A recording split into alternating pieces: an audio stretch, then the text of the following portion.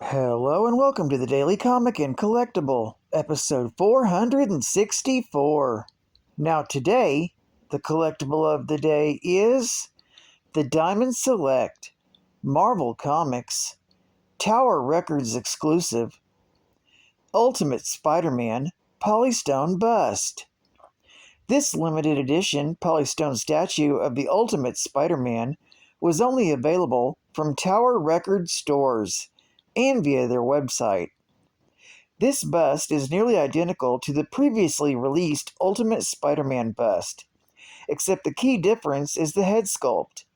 Now you can see the new Peter Parker updated for the 21st century, as in the Ultimate Spider-Man comic, with his new haircut and big brown eyes. The regular masked version was limited to 10,000 pieces, but this unmasked version was originally meant to be limited to 2,500, but due to timing in the production run, the unmasked Spidey is a limited edition of only 1,200 pieces. It even comes with certificate of authenticity from Sam Greenwell and Mark Bagley, because Sam Greenwell did the actual sculpting and the statue was designed by Mark Bagley. This polystone statue of Spidey was released in 2002 by Diamond Select, exclusively for Tower Records. Now, the comic of the day is Peter Parker, the Spectacular Spider-Man, Volume 1, Issue number 3, with a cover date of February 1977, but was released in November of 1976. With story by Jim Shooter and Jerry Conway, art by Sal Buscema, and cover by Sal Buscema. This issue is titled, "And There Was Lightmaster." The story opens with Spider-Man out on patrol looking for the tarantula and seeking to rescue Chancellor Gorman. But Spider-Man manages to save an old man from a mugging. Meanwhile, the tarantula revives after being knocked out by his mysterious employer and is about to escape when he's attacked by that employer, who reveals himself as a new costumed criminal known as Lightmaster. Lightmaster then decides to deal with the situation on his own. Spider-Man sneaks back into his apartment when he realizes that Flash and Glory are there, and changes back into Peter Parker and pretends he was sleeping in his room.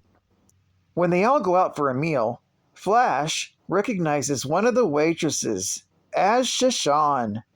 As he tries to talk to her, she flees, and the owner tells them to leave his business. Outside, Flash parts company, and Peter suddenly leaves Glory by herself to wonder what's wrong with Flash. Having seen a flash of light at City Hall, Peter changes into Spider-Man again to check it out. He arrives just in time to see Lightmaster trying to kidnap City Controller Golden. Spider-Man tries to stop the new villain, but is bested by his light powers, and his eyes are injured as a result. The next day, Peter checks information on the kidnapping at the Bugle when he realizes who Lightmaster is. Traveling to Edward Lansky's home, Peter realizes the truth, that Lansky is Lightmaster. Their fight takes them across the city, where Spider-Man lures Lightmaster into the Palace Theater. There, he tricks Lightmaster into shooting his light beams at the electric grid of the theater, causing his costume to short out and knock him unconscious. This story is continued in Peter Parker, the Spectacular Spider-Man, issue number 4. Geek Fact: this is considered a key issue, being the first appearance of Lightmaster, and only the third issue of the Spectacular Spider-Man. Bonus Geek Fact: Shanshan is the woman who saved Flash Thompson's life during his tour of duty in the Vietnam War, as depicted in Amazing Spider-Man, Volume 1, issues number 108 and 109, from May and June of 1972. Another bonus geek fact. This issue, along with Spectacular Spider-Man, issues 19, 20, and 21, were reprinted and packaged in cases of high-C fruit drinks in 1987. But the reprints went under the title Spider-Man instead of Spectacular Spider-Man. Advertising ad facts. It's Marvel Madness! Release your frustrations and test your skill with the mighty Marvel dartboards. Don't worry, they're perfectly safe. You just use a suction cup gun. You'll enjoy letting Dr. Doom, the Red Skull, and all other super sinister villains get what they deserve, right between the eyes. And then you'll want to meet the Marvel Mites. These super baby rag dolls give you a new way of looking at Captain America and Spider-Man. A small price to pay for cuteness. And then, available for the first time anywhere, official Marvel superhero collector stamps. Here's a special offer to Marvel maniacs everywhere. Order yours and you'll receive the deluxe 24-page Marvel Superhero Stamp Album, which holds all the Marvel Superhero stamps and tells a brief history of each set. You'll learn more about your favorite Marvel heroes as your super stamp collection grows. And finally, do you know where your head's at? New. Keep it safe inside a Marvel superhero hat. Choose either Spidey or Cap. Or better yet, choose both and switch hats day to day. You can look for your new superheroes catalog on your newsstands now. Right into adventure with Evel Knievel. Evel Knievel has a super jet cycle with spark-shooting jet rods.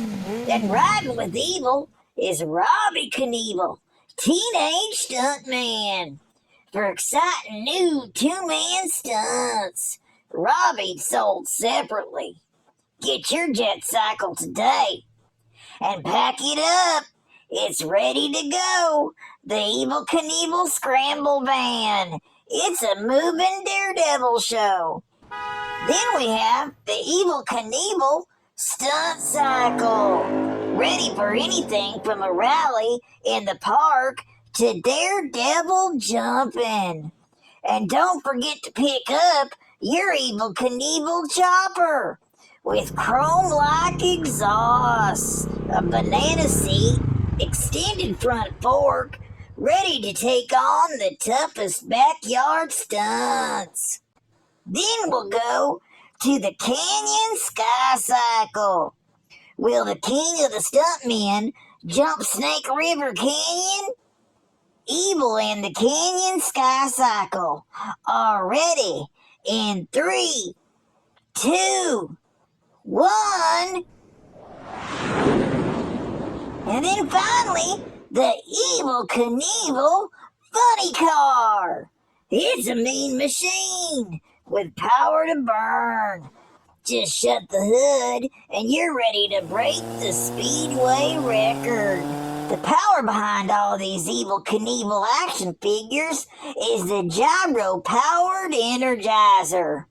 It comes sold with the Stunt Cycle, the Super Jet Cycle, the Canyon Sky Cycle, the Funny Car, and the Chopper. It's also sold separately. All these were released in 1976 from Ideal. Get yours today.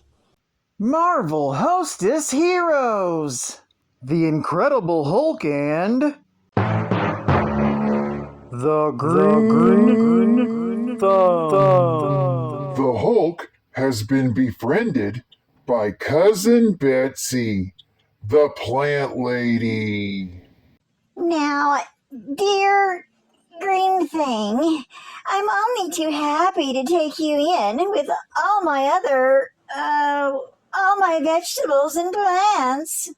The Hulk no remember how he got here, but Hulk happy finally find place where Hulk can find peace and nice cool shade plant to sit under. Oh, my beautiful plants. My own little gang. What fine specimens you are, Rhoda, Marie, Artie. I want you to meet the Hulk.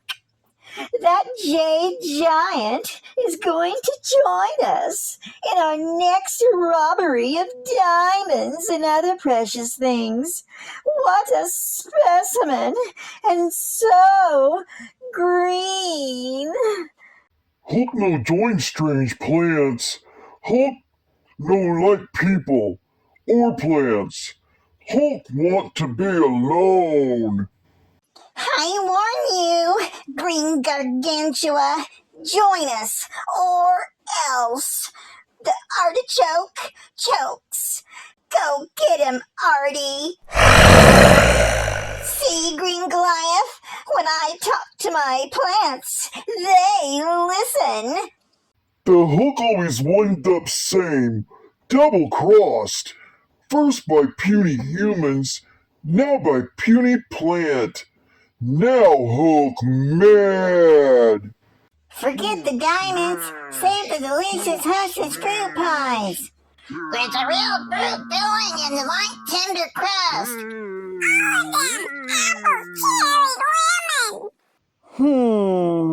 A criminal gang of plants that love juicy hostess fruit pies. What's next? Next Hulk go find peace in city, far away from green things. You get a big delight in every bite of hostess fruit pies. And final geek fact. Dr. Edward Lansky was the Vice Chancellor of the Empire State University. The city's mayor was preparing some budget cuts that would have damaged the university. To avoid this, Lansky prepared a criminal attack, hiring Tarantula to stage his own. And when that failed to kill Mayor Beam, he used his knowledge and the university laboratory to create a special suit. Using the name Lightmaster, he recruited criminals Craven the Hunter and Tarantula to kidnap 3 important civil servants of the city government. Peter Parker was attending the Empire State University when he discovered Lansky's plan and defeated him with an electric current he hoped would short-circuit the suit. However, it interacted with the experimental suit and transformed Lansky into a pure light being, completely unstable. After some weeks, the energy mass of Lansky began to dissipate in the atmosphere, and he was forced to always be surrounded by light to survive. Lansky, motivated by revenge towards Spider-Man, attracted him to a modified storage house full of neon light and fought him. During the fight, the Lightmaster overloaded New York City's power system and caused a brief blackout. When Manhattan was dark suddenly, the Lightmaster completely dissipated. But he did not die, however. Instead, going to a light dimension, where he would eventually escape with the help of the mutant Dazzler. Well, I'd like to thank you for joining me for another Daily Comic and Collectible, and I hope to see you again tomorrow. This is Cat Fan Comics Man, and I'll catch you on the flip. Over and out.